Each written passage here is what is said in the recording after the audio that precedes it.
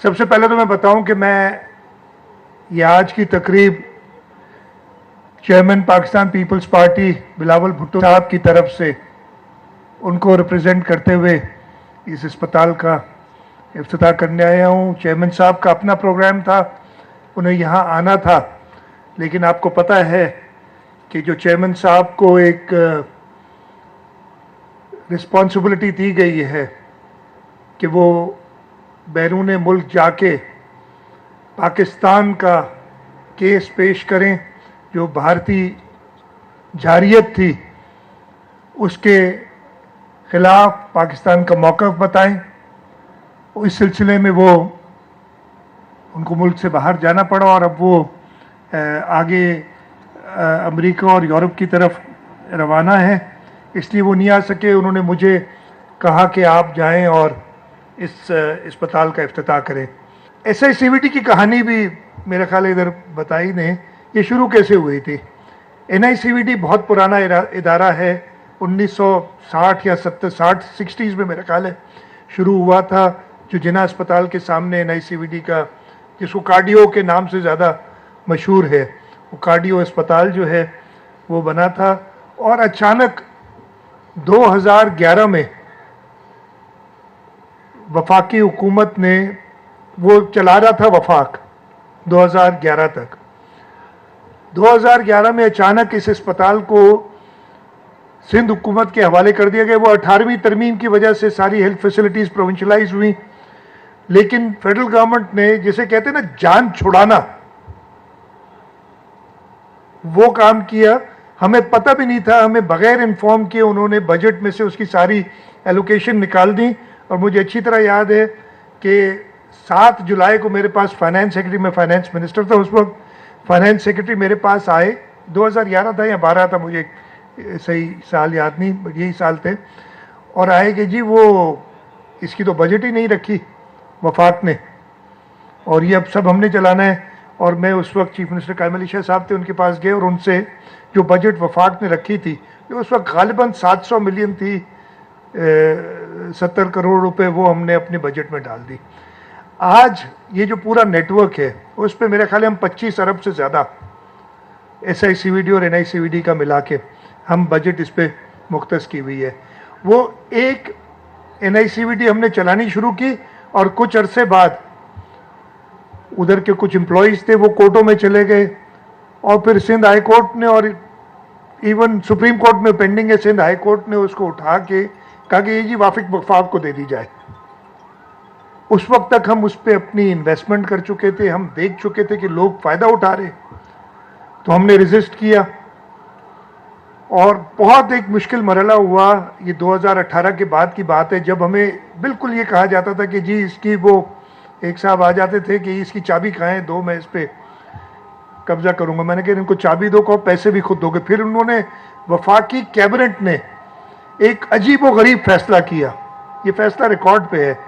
उन्होंने कहा कि जी चलाएगी वफाक, पैसे सिंध हुकूमत देगी इसके। हमने कहा जी आ जाओ, ले सकते हो तो ले लो हमसे। हमने वो रेजिस्ट किया और वो अस्पताल हमने हैंड ओवर नहीं किया। लेकिन उसी वक्त हमने फिर सोचा कि ये अभी हम रेजिस्ट कर रहे हैं, हो सकता है कोर्ट हमारे खिलाफ फैसला दे, और दे दिया था बाद में।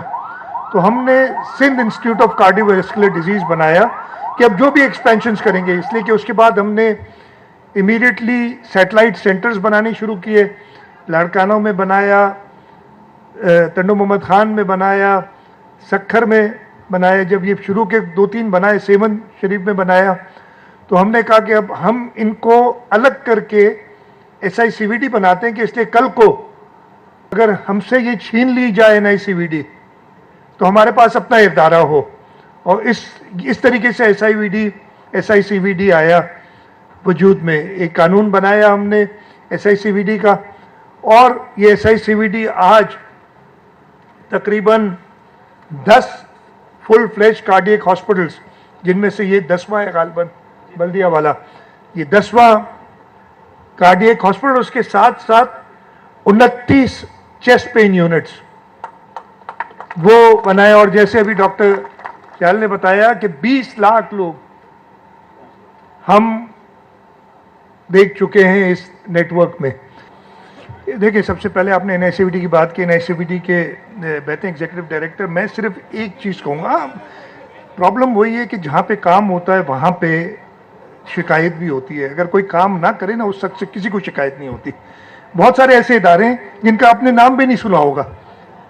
एनआईसीवीटी एक अच्छा इदारा है, और यहाँ पे इश्यूज रहे हैं वहाँ पे, इसलिए कि वो एक लेगेसी इश्यूज, अब पता नहीं जो होते हैं ना, जब ये वफाक के पास था, हुआ क्या था, एनआईसीवीटी के अपने मुलाजमीन कोर्ट में चले गए थे, और उसके बाद से कोई ना कोई इशू आता रहता है। लेकिन ये वो इदारा है जिसके लिए पूरी दुनिया बात करती है, और इसके अगर कोई करप्शन के इश्यूज हैं तो वो नैब भी इंक्वायरी कई बार कर चुका है, बाकी सारे भी कर चुके हैं, तो वो इश्यूज आते रहे। दूसरा, आपने मोरो वाक़े की बात की, बहुत ही मैं कहता हूँ कि पूरी चीज़ को जितना कंडेम किया जाए वो कम है। एक इशू जो रिजॉल्व हो चुका है, और मैं बता रहा हूँ आपको, ये सब जानते हैं, माहौल को ख़राब करने के लिए एक रिजॉल्व इशू को कुछ लोग आके जमा हो जाते हैं, और उनके ताने बाने अब तो सबको पता है कि कहाँ से आ रहे थे, इसमें कोई ढकी छुपी बात नहीं है।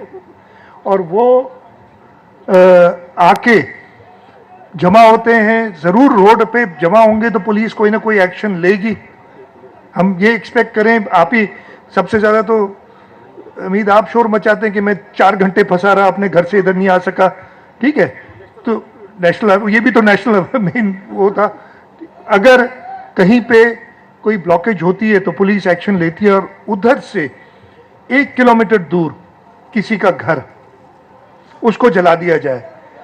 अमित, मैं आपको अभी इजाज़त देता हूँ, अभी आपको इजाज़त दे दो, जाओ ये अस्पताल जला दो, आपसे जलेगा नहीं अगर आप चाहोगे भी तो। जो पॉलिटिकल वर्कर है उससे घर, मकान, बिल्डिंग नहीं जलेगी। ये कौन थे जिन्होंने ये एक मकान इस तरीके से जलाया? तो ये आप सोच सकते हैं इसके पीछे क्या था। तो अब साजिश तो बड़ी बड़ी साफ नजर आ रही है। कॉन्सिक्वेंट टू दैट, जिस तरीके से ये सारा हुआ, मैं ज़्यादा डिटेल में नहीं जाऊँगा, वो मसला रिजॉल्व हो गया हुआ है। लेकिन ये मैं आपको यकीन दिलाता हूँ, सिंध हुकूमत ने अपनी अटमोस्ट कोशिश की थी कि किसी भी तरीके से लवाहिकीन, अपनी एक किसी इंसान की भी मौत बड़ी एक दुख भरी चीज़ होती है, चाहे कि कोई भी वजह हो उसकी, लवाहिकीन से बात करते रहे तदफीन के लिए। और उसके बाद जब कोर्ट ने ऑर्डर दिया, तो इनिशियल ऑर्डर यही था कि आप लवाहिकीन से कांटेक्ट करें, वो नहीं मानते तो फिर आप इसकी तदफीन करें। तदफीन की गई, उसको फिर लवाहिकीन ने एक दरख्वास्त डाली और हमने वेलकम किया, और बड़ी इज्जत से उसकी लाश की उनके अपने कब्रिस्तान में तदफीन हुई। तो ये पूरी चीज़ उस तरह ख़राब है। लेकिन इसके पीछे मैं अगेन कहता हूँ, एक डेड इशू, उसको दोबारा उठा के किसकी आप लड़ाई लड़ रहे हैं? इसलिए कि मैंने वो चेयरमैन बिलावल भुट्टो जरदारी साहब की हिदायत के मुताबिक मैंने वो निगोशिएट किया है काउंसिल ऑफ कॉमन इंटरेस्ट में। उसके अंदर बड़ा क्लियर लिखा है कि सूबों की जब तक रजामंदी नहीं होगी ये चीज़ कंसिडर भी नहीं होगी।